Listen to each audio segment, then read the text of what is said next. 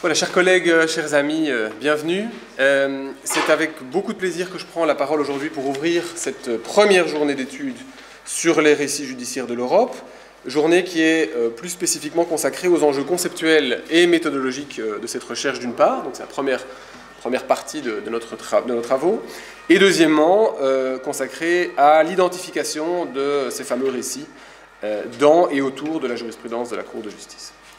Donc pour les non-initiés parmi vous, ceux qui ne contribuent pas ou qui n'ont pas eu l'occasion de prendre connaissance des textes préparatoires, il s'agit ici du premier d'une série de 3 colloques, les 2 prochains étant respectivement consacrés à la question des conflits et peut-être plus largement des interactions entre récits, qui a priori aura lieu en mai 2020, et le dernier ayant pour thème la diffusion de ces récits au-delà des salles d'audience de Luxembourg, ce sera mai 2021. Ces 3 colloques et les ouvrages collectifs qui vont les couronner, donc on a un partenariat avec Breuiland et donc les actes des colloques seront publiés dans la collection Idées d'Europe de l'Institut d'études européennes. Donc je disais, ces 3 colloques sont les points les plus saillants d'un projet de recherche à la fois transnational et transdisciplinaire. Transnational grâce à l'Université de Lille, institution co-organisatrice de cette recherche, et surtout grâce à Elsa Bernard, qui co-dirige cette recherche, que beaucoup d'entre vous connaissent déjà, et dont les qualités tant intellectuelles qu'humaines ne cessent de m'impressionner. Son enthousiasme, sa rigueur, sa capacité à investir un cadre analytique et des hypothèses de recherche qui n'étaient pas nécessairement les siennes au départ, en ont fait une alliée inestimable, et je voulais, chère Elsa, exprimer pour cela toute ma reconnaissance dès les premiers instants de ce colloque. Transnational, mais transdisciplinaire aussi, grâce à la présence dans le comité directeur, où est-elle ? Sophie, où te caches-tu? Ah voilà, tu es là. De Sophie Jacot, professeure de sciences politiques dans cette université, qui elle aussi est entrée dans ce projet avec facilité, avec intelligence, avec entrain, et pour tout ça aussi, un grand merci. Et pour conclure ce chapitre des remerciements, j'évoquerai encore les professeurs Stéphanie Franck, qui devrait nous rejoindre bientôt, professeur de droit de l'Union européenne à l'UC Louvain, Antoine Vaucher, politiste bien connu à Paris 1, et Yann Komarek, juriste, professeur de droit à Copenhague, qui nous ont fait l'honneur de nous aider à sélectionner les papiers qui seront présentés aujourd'hui. À dire vrai, vous avez été nombreux à répondre à l'appel à contribution que nous avons lancé voici 1 an. Et les articles plus ou moins achevés que vous avez bien voulu nous communiquer en prélude de ce colloque confirment ce que l'on pressentait à la lecture des abstracts. Une analyse narratologique de la jurisprudence est de nature à offrir sur ce matériau une grille d'analyse à la fois inédite et stimulante. Alors cette courte introduction pour moi est un exercice un peu périlleux parce que je voudrais à la fois vous présenter notre projet de recherche, mais en même temps ne pas trop ennuyer ceux parmi vous, assez nombreux quand même, qui ont déjà lu l'article qui en est à l'origine et qui est paru dans la revue de l'Union européenne et que vous trouverez sur la petite table là pour ceux qui ne l'ont pas encore. Donc permettez-moi plutôt que de paraphraser cet article, de partir de 2 constats de carence qui ont présidé à la conception même de ce projet de recherche. Quels sont ces constats? Le premier, et là je m'adresse peut-être plus spécifiquement aux juristes, est un constat de théorie générale du droit, qui est que les juristes n'accordent pas assez d'attention à la dimension instituante de la jurisprudence. Ils ne voient généralement dans les décisions de justice qu'un acte encastré dans un ordre juridique donné, dont l'effet normatif s'épuise dans le cas particulier qu'il gouverne. Alors il est vrai, les juristes peuvent accepter aussi que la décision de justice, quand elle s'inscrit dans une chaîne de jugements relativement semblables, pourra rétroagir sur la signification des normes générales et abstraites qu'elle est censée appliquer par la grâce de ce qu'on appelle la jurisprudence.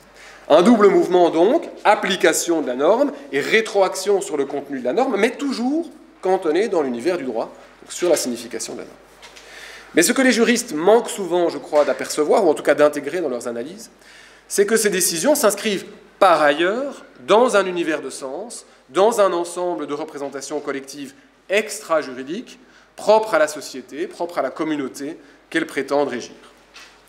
Lorsqu'un juge évoque la figure du bon père de famille, ou de l'homme raisonnablement prudent et diligent en droit privé, lorsqu'il se réfère à un principe de fraternité, il ne résout pas simplement un cas, il ne fait pas non plus simplement œuvre jurisprudentielle en clarifiant ou en complétant la signification juridique de ces concepts, Non, ces affirmations s'ancrent dans un réservoir de signification qui dépasse de loin la communauté des juristes. Elles procèdent d'une précompréhension intuitive de référents culturels et sociaux communs.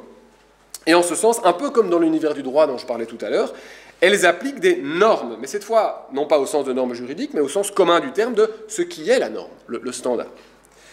Elles appliquent ces normes à une situation factuelle donnée. Mais comme dans l'ordre juridique, ces affirmations rétroagissent sur le contenu de ces normes ou de ces repères communs dont elles contribuent à modeler la portée. Elles font en quelque sorte non pas jurisprudence, mais, si je vous me permettez l'expression, civisprudence, dans le sens où ce n'est pas seulement l'état du droit qu'elles influencent, mais également l'état des représentations collectives qui font la cité, qui font la collectivité. Second constat, épistémologique celui-ci, les juristes ne dialoguent pas assez avec les politistes et les sociologues, alors même que ces derniers s'intéressent de plus en plus à l'objet droit. Ces deux communautés épistémiques parlent de la même chose, mais pas dans la même langue. Elles ne se comprennent pas toujours et se lisent rarement. La raison, je crois, est assez simple, on la connaît tous. Alors que les juristes adoptent généralement sur le droit un point de vue interne, qui n'est finalement pas très différent de celui du prêtre qui va consacrer sa vie à l'exégèse d'un texte sacré, considéré comme l'alpha et l'oméga de la connaissance. On fait la même chose avec les sources formelles, on reste dans le monde des sources formelles. Les chercheurs de sciences sociales vont approcher le droit et les juristes de l'extérieur, analysant leurs pratiques et leurs effets, comme un anthropologue le ferait vis-à-vis d'une peuplade exotique. Je vous renvoie, par exemple, à l'excellent ouvrage de Bruno Latour sur la fabrique du droit au Conseil d'État. C'est absolument passionnant. Et ces politistes, ces sociologues semblent ainsi ne pas toujours prendre au sérieux les contraintes proprement scientifiques, ou en tout cas vécues comme telles, qui pèsent sur le travail des juristes. Et à cet égard, je relève la contribution d'Hugo Cagnac, je ne sais pas si Hugo est déjà là, oui, qui opère une soigneuse distinction entre récits savants, récits doctrinaux, et récits judiciaires, et qui présuppose, j'ai l'impression, en tout cas en te lisant, une différence ontologique, vraiment de nature, entre les deux. Différence qu'à mon avis réfuterait beaucoup de juristes qui diraient la doctrine, la jurisprudence, on travaille en commun, et le type de raisonnement elle-même, et le type d'exercice scientifique elle-même. En résulte, je crois, une certaine incommunicabilité, source de frustration pour qui considère que la seule combinaison de ces points de vue, juridiques et externes, politistes, sociologiques, est susceptible de donner une image plus ou moins fidèle du phénomène juridique. Alors le concept de récit judiciaire, venons-en, me paraît à même de répondre partiellement, en tout cas, à ces deux carences que je viens d'exposer. Premièrement, s'agissant de la première, il repose sur l'idée que la jurisprudence est le véhicule de représentation collective et le creuset de récit, au sens le plus large du terme, sur ce qui fait société. Donc se mettre à la recherche de récits judiciaires, c'est accepter que la jurisprudence est influencée par des référents culturels communs, en tout cas supposés communs par les juges, sur l'Europe, et qu'elle influence en retour cet imaginaire collectif. Donc que la jurisprudence est à la fois le creuset, le réceptacle d'une certaine idée de l'Europe, et un véhicule, un diffuseur, voire même un transformateur de cette conception. Les juristes, je crois, oublient trop souvent ce double rapport de la jurisprudence à son contexte socioculturel. En ce sens, traquer les récits, ou pour le dire, comme Quentin Landenne le dira tout à l'heure, les matrices narratives, et j'aime beaucoup ce terme, traquer ces récits dans la jurisprudence, c'est essayer de décoder les messages subliminaux qui y transitent et qui l'influencent. C'est en même temps faire œuvre doctrinale, dès lors que ces matrices contribuent à simplifier, à unifier, à ordonner une jurisprudence profuse. Et c'est enfin, par la recherche des pratiques narratives, ou ce que Quentin appelle des fragments narratifs, ces envolées rhétoriques ou lyriques de la cour sur l'Europe ou sur ses citoyens, c'est à travers cette recherche mettre aussi au jour la fonction de légitimation de ces fameux récits. D'autre part, par rapport à ma deuxième carence, je crois que ce concept peut réellement jeter des ponts entre les recherches des juristes et celles des politistes et sociologues, dans la mesure où il me paraît se situer exactement à l'intersection de leurs épistémologies respectives, de leurs travaux respectifs. S'agissant des juristes, il les invite à décentrer leur regard et à le porter au-delà des seules limites du droit. En ce sens, faire le récit de l'Europe des valeurs me paraît ne pas être la même chose que retracer la jurisprudence, par exemple, en matière de droits fondamentaux. Ce n'est pas la même chose. C'est faire, par rapport à ce travail classique, à la fois un zoom avant, à la recherche des fragments narratifs dans le grain fin des arrêts, vraiment dans la substance, dans les mots des arrêts, dans les submissions des parties, etc. C'est ce que fait, me semble-t-il, Fernanda Nicola dans la contribution qu'elle nous proposera tout à l'heure. C'est aussi effectuer un zoom arrière par rapport au travail habituel, en opérant par induction, chercher de quoi cet arrêt est le nom, si vous voulez, quelle vision de l'Europe il véhicule. Et c'est enfin, pour continuer dans cette métaphore cinématographique, faire un travelling, aller sur le côté, en traçant des liens entre des décisions qui, a priori, relèvent de matières différentes. Mais en même temps, tout ce travail maintient les juristes dans leur zone de confort, en ne leur demandant rien de plus que d'analyser la jurisprudence et le matériau juridique au sens large, d'interpréter des textes à la recherche des significations qu'ils véhiculent, ce qu'ils font quotidiennement. S'agissant des chercheurs en sciences sociales, le concept de récit, eux, leur est bien connu, il ne faut pas leur expliquer. Il est souvent mobilisé dans l'analyse des discours politiques. Pour autant, je crois, et là vraiment, je crois qu'il y a vraiment un point important, le concept de récit judiciaire les contraint eux aussi à sortir des sentiers battus, parce qu'ils mettent en suspens délibérément la question de l'auteur du récit. Et plus encore, la question de son caractère contrefactuel ou mystificateur. Vous connaissez sans doute ces travaux qui s'efforcent de dévoiler les idéologies ou les mobiles politiques des juges derrière le prétendu masque du raisonnement juridique. Le concept de récit judiciaire me paraît plus nuancé par rapport à cette voie qui peut parfois laisser les juristes sur leur faim. Ce concept permet de prendre au sérieux le travail interprétatif des juges, et notamment leur volonté de s'inscrire dans la continuité, typique de tout récit, comme de toute jurisprudence, et de ne pas substituer leurs opinions personnelles à la réponse que leur paraît commander l'examen des règles de droit. Simplement, ils constatent que ce travail véhicule, intentionnellement ou non, à la limite peu importe, en tout cas pour une partie du travail peu importe, je crois, des représentations extra-juridiques qui ne sont pas dépourvues elles-mêmes des faits normatifs. Et il implique, ce travail, une prise de risque, une prise de responsabilité dans le chef du lecteur que nous sommes, de l'interprète des arrêts, qui s'aventure à reconstruire un récit, à identifier une matrice narrative à partir d'un matériau brut de décisions éparses. Voilà, j'espère avoir ainsi rencontré deux critiques relatives à la plus-value du concept de récit judiciaire qui m'ont été adressées. La première venant des juristes, en quoi parler de récit est-il différent de parler de jurisprudence? Et deuxièmement, venant des politistes et sociologues, en quoi parler de récit est-il autre chose que de parler finalement d'idéologie? Il me reste à répondre à une troisième objection qui m'a aussi été adressée et qui nous ramène plutôt dans le camp des juristes à nouveau, qui consiste à s'interroger sur la véracité du récit. Une question qui, je crois, sera traitée notamment par Laure tout de suite. Comment établir avec certitude que la jurisprudence de la Cour de justice est bel et bien traversée par un récit sur l'Europe du marché, etc., que ce récit présente telle ou telle caractéristique? Bon, ma réponse est claire, évidemment, on ne le peut pas. On ne peut pas établir ça avec certitude. Pas plus que, par exemple, on ne peut établir avec certitude que la Cour avait raison de considérer que certaines modalités de vente échappent au champ d'application de la libre circulation des marchandises dans quelque émitoire. Tout cela est une question d'interprétation. En matière d'interprétation, que ce soit l'interprétation judiciaire de textes normatifs ou l'interprétation doctrinale de textes judiciaires, la vérité, évidemment, ne peut s'éprouver au contact d'une quelconque vérité ou réalité objective. La réalité ou la vérité ne peut être qu'intersubjective. Et voilà encore un mythe dont les juristes ont toujours du mal à se déprendre, qui est que toute subjectivité impliquerait l'arbitraire. Non, tout notre travail, en tout cas la partie juridique de notre travail ici, se situe dans une subjectivité contrôlée, encadrée par la communauté épistémique à laquelle nous nous rattachons, la communauté des juristes. En ce sens, la bonne interprétation, l'interprétation correcte, sera celle qui aura su convaincre la majorité de ses lecteurs.